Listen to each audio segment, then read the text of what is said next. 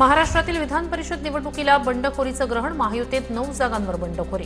पुणे, छत्रपती संभाजीनगर, रायगड, नाशिकसह यवतमाळ, अमरावती, परभणी, नांदेड, जळगावमध्ये बंडखोरीचं सत्र.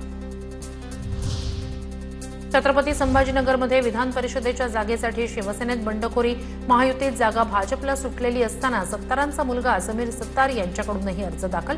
तर भाजपचे सुहास शिरसाट महायुतीचे अधिकृत उमेदवार. भाजपकडून शिंदेंची शिवसेना संपवण्याचं काम सुरू. भाजपनं आमचं मुंडकं तोडलंय. 18 महिन्यात आम्हाला 18 रुपयांचाही निधी नाही. बंडखोरीनंतर शिवसेनेच्या अब्दुल सत्तार यांचा संताप. आमच्यावर आरोप करण्याआधी सत्तारांनी शिंदेंशी बोलावं, निधी आल्यावर निधी देणार. सत्तारांच्या आरोपांवर भाजपच्या अतुल सावे यांचं उत्तर. तर वरिष्ठ नेत्यांना भेटणार, 2 दिवसात चित्र स्पष्ट होईल, सत्तारांचं वक्तव्य. रायगड विधान परिषदेसाठी महायुतीतून तटकरेंचे पुत्र अनिकेत तटकरे यांचा उमेदवारी अर्ज. तर शिंदेंच्या शिवसेनेकडून महेंद्र दळवी यांची मुलगी जुईलीचाही अर्ज. जागा राष्ट्रवादीला असताना शिंदे सेनाही आग्रही. नाशिकमध्ये शिंदेंच्या शिवसेनेकडून नरेंद्र दराडे यांचा उमेदवारी अर्ज दाखल. दराडेंच्या विरोधात गणेश गीते आणि गोकुळ गीते निवडणुकीच्या रिंगणात. गीते बंधूंचा अपक्ष अर्ज दाखल. जळगावमध्ये विधान परिषद निवडणुकीत भाजप आणि शिवसेना शिंदे गटात फूट. जळगावची जागा भाजपला असतानाच शिवसेना शिंदे गटाच्या 2 पदाधिकाऱ्यांकडून अपक्ष अर्ज. शिवसेना शिंदे गटाच्या नगरसेविका रेश्मा कुंदन काळे तर शिंदेंच्या शिवसेनेचेच दीपक धांडे यांच्याकडून उमेदवारी अर्ज दाखल. यवतमाळची जागा शिंदेंच्या शिवसेनेला सुटलेली असताना आज भाजपमध्ये बंडखोरी. भाजपच्या नितीन भुतडा यांचा अर्ज दाखल. तर महायुतीचे उमेदवार म्हणून सेनेच्या दुष्यंत चतुर्वेदी यांचा अर्ज. सोलापूरमध्ये महाविकास आघाडीच्या 3ही पक्षांकडून उमेदवारी अर्ज दाखल. काँग्रेसकडून आदित्य फत्तेपूरकर तर पवारांच्या राष्ट्रवादीकडून वसंत देशमुख यांचा अर्ज. ठाकरेंच्या सेनेचे नागेश अक्कलकोटेही रिंगणात. विधान परिषद निवडणुकीच्या पार्श्वभूमीवर नेमक्या काय काय घडामोडी घडल्यात जाणून घेऊया टॉप 9 बातम्या. पुण्यात राष्ट्रवादीत विधान परिषद उमेदवारीवरून मोठा ड्रामा. राष्ट्रवादीच्या 2 उमेदवारांकडून अर्ज दाखल. विक्रम काकडे यांचा अधिकृत उमेदवारी अर्ज तर सुनील टिंगरे यांच्याकडून डमी अर्ज दाखल. पुणे जिल्हाधिकारी कार्यालयाबाहेर सुनील टिंगरे यांच्या समर्थकांची घोषणाबाजी. सुनील टिंगरे यांना न्याय द्या, समर्थक आक्रमक. सुनील टिंगरे यांच्या समर्थनार्थ रामदास गाडे यांचा राजीनामा. रामदास गाडे पर्वती मतदारसंघाचे कार्याध्यक्ष. सुनील टिंगरे यांचा पुण्यातून डमी अर्ज. तर पक्षानं उमेदवारी न दिल्यानं सुरेश घोले यांच्याकडूनही नाराजी व्यक्त. कुणी नाराज होऊ नका, सगळ्यांनी एकजूट रहा. पुण्यातील उमेदवारीवरील ड्राम्यानंतर सुनेत्रा पवार यांचं पक्षाच्या बैठकीत आवाहन. पक्ष कुठे ना कुठे संधी देईल, कुणालाही नाराज केलं जाणार नाही. ही जागा निवडून आणायची, सुनेत्रा पवार यांचं आवाहन. वर्धा, चंद्रपूर, गडचिरोलीसाठी भाजपकडून अरुण लखानी तर भंडारा गोंदियामध्ये भाजपकडून अविनाश ब्राह्मणकर यांचा अर्ज दाखल. सांगली, सातारा स्थानिक मतदारसंघातून भाजपकडून धैर्यशील कदम यांची उमेदवारी.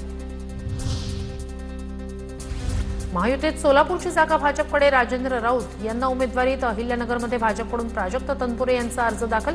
तर नांदेडमधून भाजपच्या अमर राजूरकर यांचा अर्ज दाखल. धाराशिव, बीड, लातूरमध्ये भाजपकडून बसवराज पाटील तर जळगावमधून भाजपच्या नंदकिशोर महाजन यांनी भरली उमेदवारी. नागपूरमध्ये भाजपच्या राजू पोद्दार यांचाही उमेदवारी अर्ज दाखल. ठाण्यात शिवसेनेकडून रवींद्र फाटक यांचा उमेदवारी अर्ज दाखल. अर्ज भरताना उपमुख्यमंत्री एकनाथ शिंदे यांचीही उपस्थिती. तर मवियाकडून राष्ट्रवादी शरद पवार पक्षाच्या अभिजित पवार यांनीही भरला उमेदवारी अर्ज. विधान परिषदेच्या उमेदवारीवरून नेमक्या काय प्रतिक्रिया उमटलेल्या आहेत जाणून घेऊया टॉप 9 बातम्या. भंडारा गोंदिया विधान परिषद निवडणुकीत काँग्रेसमध्ये उमेदवारीवरून नवा पेच. नाना पटोलेंचे प्रयत्न निष्फळ. प्रफुल्ल अग्रवाल अपक्ष रिंगणात. काँग्रेसकडून माजी आमदार दिलीप बनसोड आणि भंडारा जिल्हा परिषदेचे शिक्षण सभापती नरेश ईश्वरकर यांचेही अर्ज. काँग्रेसचे माजी आमदार गोपालदास अग्रवाल यांचे पुत्र आहेत प्रफुल्ल अग्रवाल. भाजपकडून तिकिटासाठीही केले होते प्रयत्न.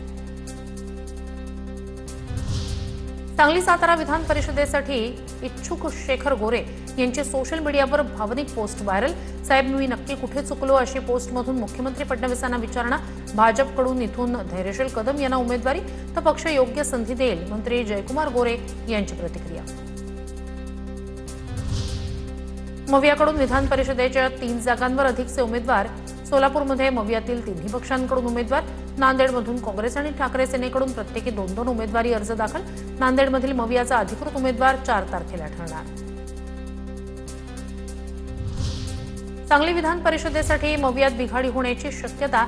पवारांच्या राष्ट्रवादीनंतर काँग्रेसकडून सांगली विधान परिषदेसाठी अर्ज दाखल. काँग्रेसकडून संजय मेंढे आणि मयूर पाटील यांचा अर्ज, तर सांगली विधान परिषदेसाठी पवारांच्या राष्ट्रवादीकडून बाळासाहेब पाटील यांच्याकडून अर्ज दाखल.